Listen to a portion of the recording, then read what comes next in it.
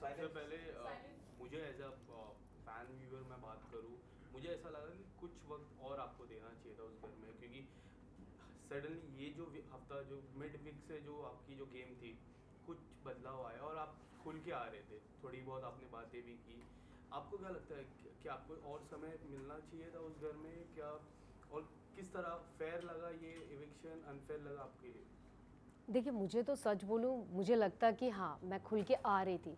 मैंने पहले से ही कहा था कि मैं बहुत जल्दी खुलती नहीं हूँ किसी के साथ भी, थोड़ा वक़्त लगता है मुझे। बट हाँ, मुझे ये फ़ेयर नहीं लगा क्योंकि इस तरीके से मुझे निकलना था, वो मेरे लिए बड़ा तकलीफ़ रहा है। बट एक अच्छी चीज़ मेरे साथ ये हुई कि निकलने के बाद लोगों के नज़रिया बहुत बदले हैं, ऑडियंस का नज़रिया बहुत बदला है। जो कि बहुत पॉजिटिव रहा है मेरे लिए। सो विच इज़ वेरी गुड मेरे लिए कि लोग ने एक अच्छा सोचे हैं मेरे लिए, वो जानना चाह रहे थे मेरे बारे में शायद, या मेरी पर्सनालिटी को जैसा भी देखना चाह रहे थे वो शायद मैं दिखा रही थी। सो उसी बीच में वो मेरे साथ ये सारी चीज़ें हो गई, क्योंकि मुझे लगा कि जो गलत चीज़ हो रही है तो मैंने उसके लिए आवाज़ उठाया। सो शायद मेरी आवाज़ को दबाया जाने की कोशिश कर रहे थे और वही हुआ कि मैं खुल के इसी वजह से आगे नहीं आ पाई।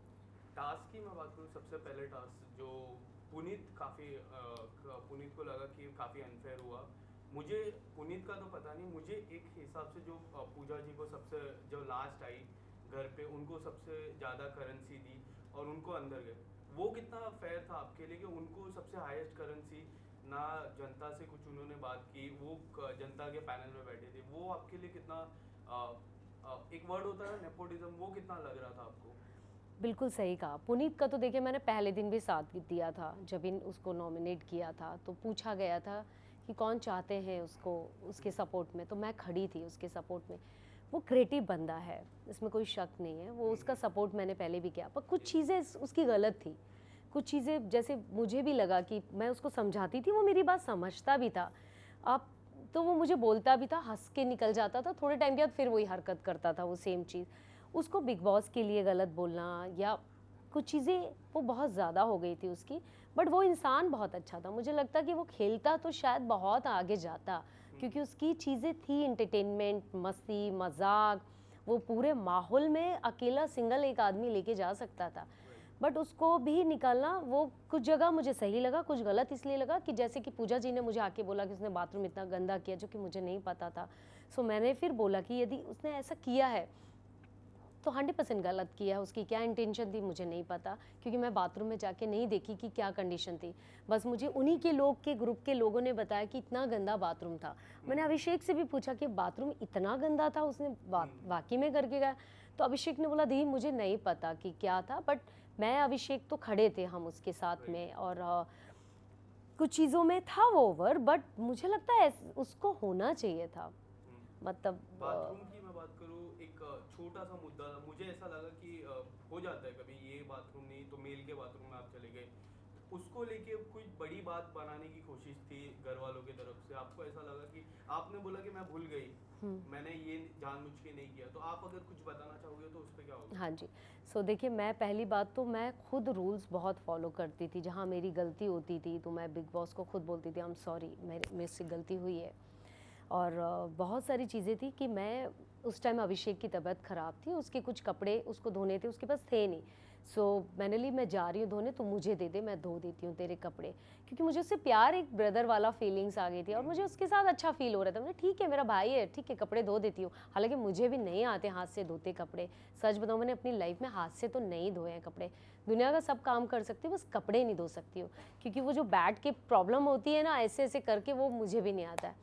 बट मैं धो के निकली और उस टाइम पे मेरे टाइम ऐसा चल रहा था कि मैं वो शावर लेके वो सैनिटरी पैड भूल गई, दरवाजे के पीछे था और एकदम मैंने कॉर्नर पे रखा था कि बाथरूम कहीं गंदा नहीं होना चाहिए, कहीं कॉर्नर पे मैंने साइड में रख दिया और मैं निकल गई, कपड़े लेके, शावर लेके, सब सामान अमान उठा के बाहर निकल गई।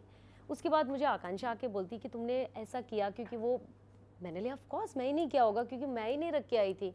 फिर मैं भागी, तुरंत मैं भागी, झाड़ू उठाई और पूरा लेके सर्फ सर्फ से पूरा बाथरूम धोया। धोने के बाद मैंने सॉरी बोला, बट उस सॉरी के बाद उनके दिमाग में इतनी नेगेटिविटी थी मुझे लेके कि मैं उस चीज़ से शॉक्ड होगी कि एक औरत को कितना बदनाम आप पब्लिकली कर रहे हो। ये बात मैं इसलिए बोल रही हूँ क्योंकि अब चूंकि बात आई है तो बोलना पड़ेगा, वरना मैं कभी नहीं ये बात बोलती। बट उन्होंने मुझे इस चीज़ का मुद्दा कि इसकी इंटेंशन थी, पूजा जी को परेशान करना चाहती थी, पूजा जी को ये नीच औरत है, इस तरीके की जो हरकत किया, वो मुझे बड़ा तकलीफ़ हुई। लिटरली मुझे बहुत तकलीफ़ हुई कि मेरी ऐसी इंटेंशन नहीं थी। मैंने पहले भी कहा यदि मुझे करना होगा तो मैं मुँह पे रख के आ जाऊँगी, सामने रख के आऊँगी, मुझे डर नहीं लगेगा किसी से। बट मुझे ये छोटी हरकत से मैं बड़ी नहीं बन सकती हूँ। मुझे जो गलत लगा तो मैं नॉमिनेशन में मैंने उनका नाम लिया, बट ये छोटी चीज़ नहीं कर सकती हूँ मैं। तो उनके दिमाग में ये था, इसका मतलब आप सोच सकते हो, मतलब आप भी कहीं ना कहीं ऐसी हरकत करते आए होगे तभी आपने सोचा है। सो मुझे ऐसा लगता कि ये जो चीज़ें हुई है वो बहुत ही छोटी हरकत थी। इन पूजा जी ने आपको एक नाम से भी पुकारा जो काफ़ी लोगों को, लाइक आपके जो फैंस को है वो काफ़ी अनफेयर लगा, विक्टिम कार्ड।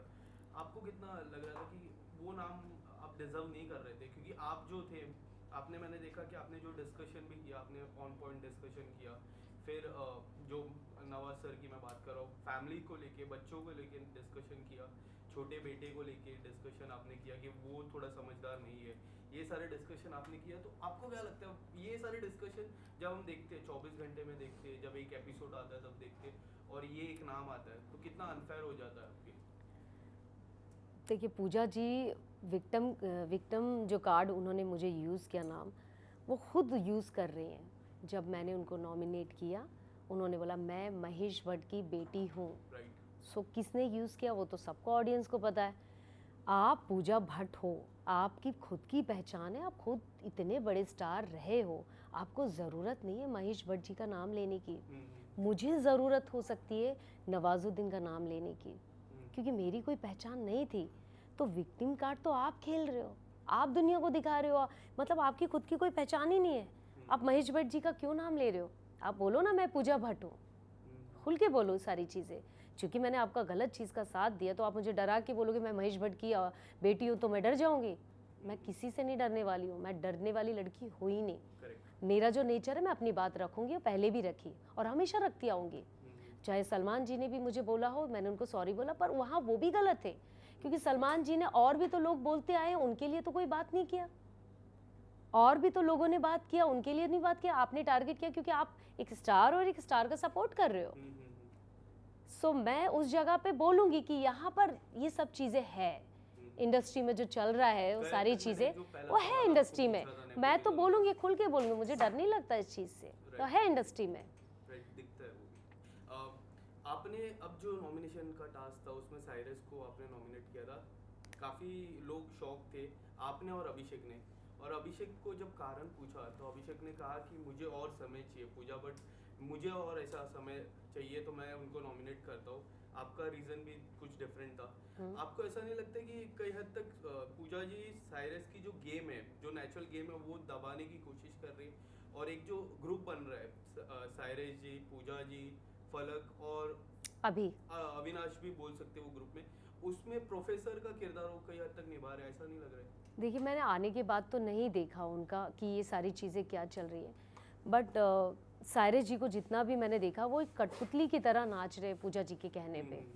सो वो इंटेलिजेंट आदमी है, इतने मजाकिया इंसान है, खुश रहने वाले इंसान है। हालांकि वो बहुत, उनकी एक डिमांड है, उनको खाना चाहिए। हम लोग अपना खाना छोड़ के, हमने अपना खाना, हम लोग को चिकन, मुझे तो एवरीडे चिकन चाहिए, बट हमें लगता था ठीक है यार एक आदमी की नीड है, वो एक्सरसाइज करो, छोड़ दो, जाने दो जाने दो। हम लोग ने सबने कॉम्प्रोमाइज़ किया उनके लिए, बट मुझे लगता है उनको भी समझदारी से चलना चाहिए कि हम ऐसे हालात में आए हैं जहाँ हमें सर्वाइव करना है, हमें अपनी चीज़ों को थोड़ा कम करना चाहिए, अपनी डिज़ायर, अपनी चीज़ें। यदि मैं बोलूँ कि यार मैं तो बिस्तर में सोती, आप मुझे ज़मीन पे क्यों सुला रहे हो? मुझे बिस्तर दिया था, बट मैं उस एनर्जी बेबिका के साथ नहीं सो सकती थी। एक दिन के बाद मैं नीचे अपना सोफे में, जहाँ मेरा पैर आधा फिट निकल रहा था, पूरी रात मेरा पैर सुन्न रहता था, पर मैं उसके साथ नहीं सोना चाहती थी। फिर फाइनली मैं नीचे जाके सोने लगी। तो मैं भी बोलूँ नहीं यार मैं तो बिस्तर में सोती थी, मुझे भी खाना चाहिए, बट हर सिचुएशन ऐसी थी कि आपको कॉम्प्रोमाइज़ करना चाहिए, हर जगह कॉम्प्रोमाइज़ करना चाहिए। इसलिए नहीं कि आप कहाँ से आए हो, क्या खा रहे हो, उस जगह कहाँ हो वो मैटर करता है।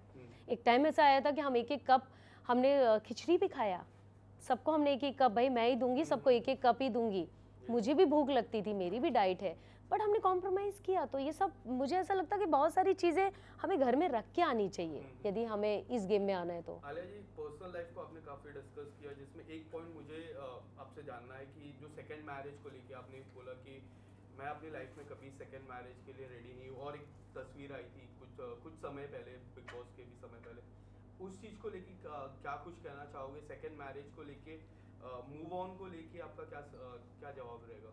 देखिए मैंने खुल के बताया था और मैंने वो चीज़ पोस्ट इसलिए की, मेरी इंस्टा में मैंने कभी पर्सनल अपनी चीज़ नहीं रखी और ना मेरी लाइफ में पर्सनल कोई चीज़ थी। और जब आई, मैं उस शख्स के साथ बहुत खुश हूँ। राइट। और मुझे नहीं पता ये रिश्ता कितने दिन का है, बट जितने दिन भी है मैं खुश हूँ उसमें। और ऑफ कोर्स मुझे एक पार्टनर चाहिए लाइफ में खुश रहने के लिए, मेरी भी लाइफ है, आगे बढ़ रही है।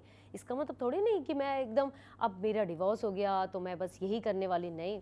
मुझे भी एक पार्टनर चाहिए, मुझे भी उसके साथ खुश रहना, मेरा भी दिल करता घूमने का, मेरा भी दिल करता है कॉफ़ी पीने का, वाइन पीने का, किसी के साथ का टाइम गुजारने का। तो गलत क्या है? Yes. ये मेरी चाहत है, मेरी ख्वाहिश है। तो मैंने अपनी बात रखी लोगों के सामने। हाँ, रही बस शादी की, शादी के लिए मैं बिल्कुल तैयार नहीं हूँ और मैंने इसको खुल के भी बात किया है।